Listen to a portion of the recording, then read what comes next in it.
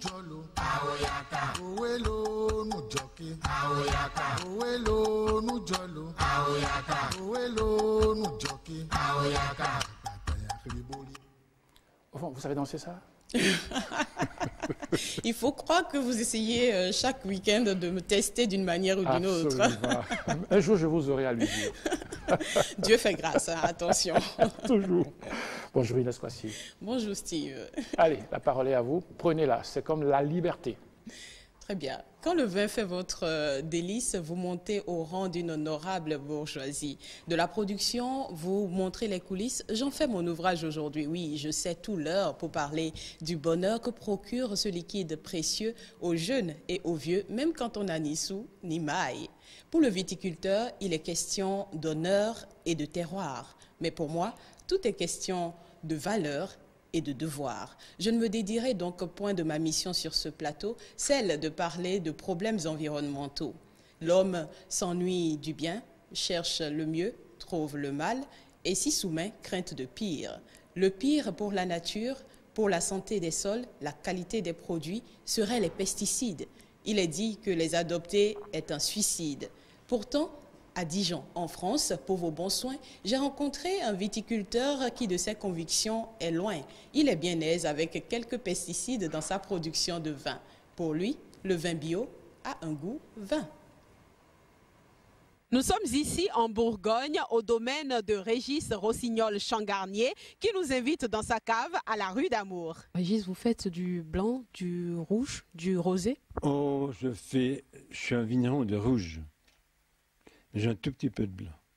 Mais je suis un vigneron de rouge. C'est plus difficile à faire que le blanc ou le rosé. Ah oui, parce que le blanc, on prend les raisins, on les presse tout de suite. Le rouge, ça passe dans la cuve. Il y a la fermentation dans la cuve, il y a l'extraction, justement, de la couleuvre et du tanin, ce fameux tanin, qui est très bon à la santé. J'ai ouï dire qu'en France, la culture la plus consommatrice de pesticides, c'est la culture des vignes. Information confirmée ou pas du tout d'accord? La vigne en consomme beaucoup. Il y a des années où on n'en consomme pas beaucoup s'il fait très beau. Il y a des années où on en consomme plus quand c'est des années difficiles. Alors finalement, vous assumez parfaitement la production avec quand même quelques pesticides, c'est cela? Dans certains cas, il faut en mettre.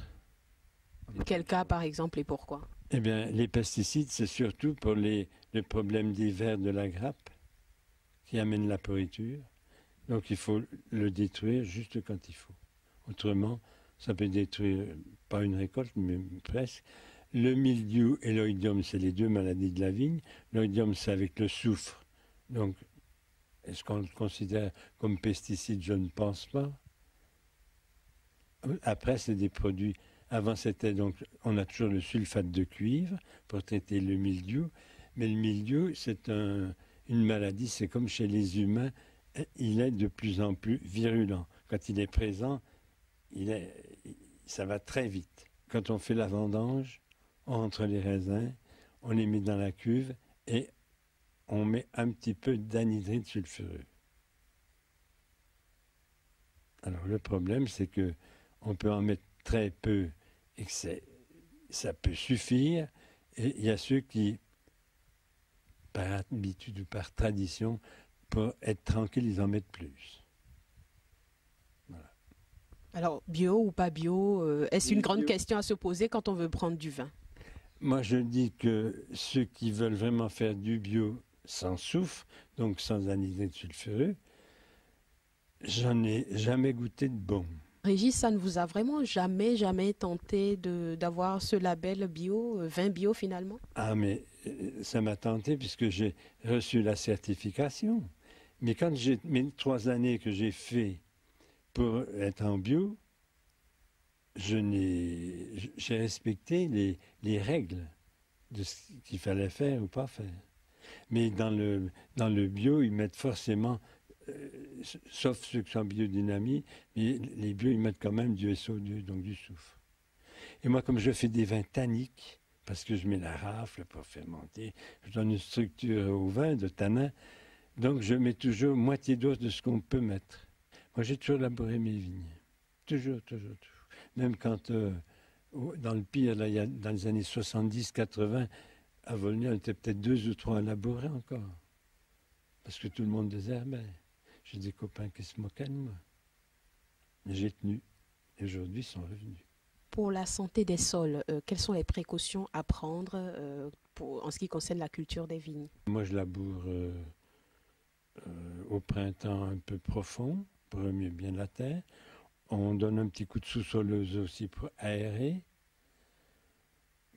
On met pas comme engrais, c'est pas d'engrais, mais de l'humus, des choses comme ça, qui viennent je sais pas, même de marc de raisin, même de produits de la vigne, de la terre, quoi.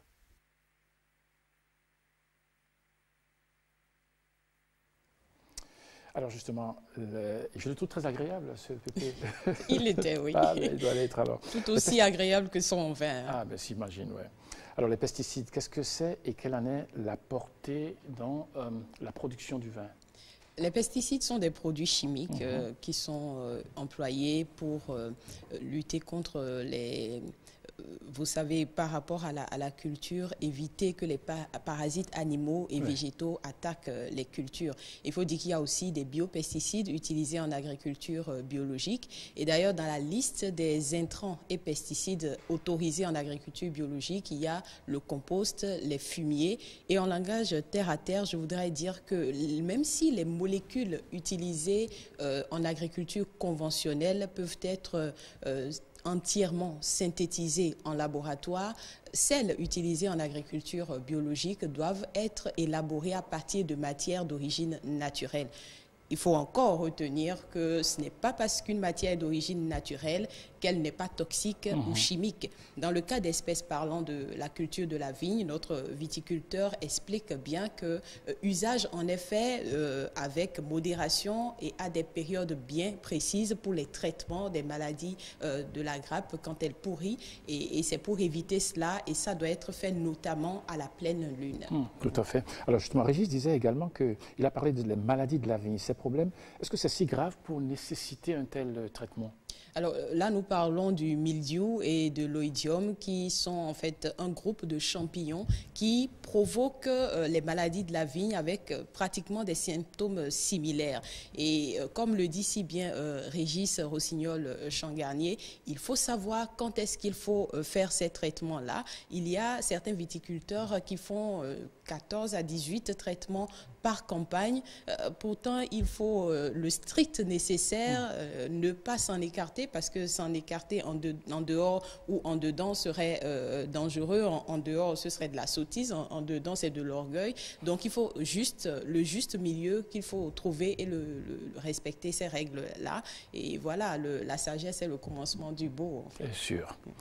Pour le dernier week-end du mois, de quoi nous allons parler? On peut avoir une idée? Nous allons finir le mois d'août en toute douceur. Vous savez, comme on le dit si bien, quand il pleut en août, il pleut miel et bon mou. Donc, nous allons continuer à parler de liquide. Après le vin, même si cette fois-ci, quelques pesticides ont été tolérés, le week-end prochain, nous allons parler du lait avec des éleveurs locaux. Et là, ce sera du pur bio, 100% bio, comme on l'aime. Et nous allons apprendre à traire la vache, en fait, après Théo.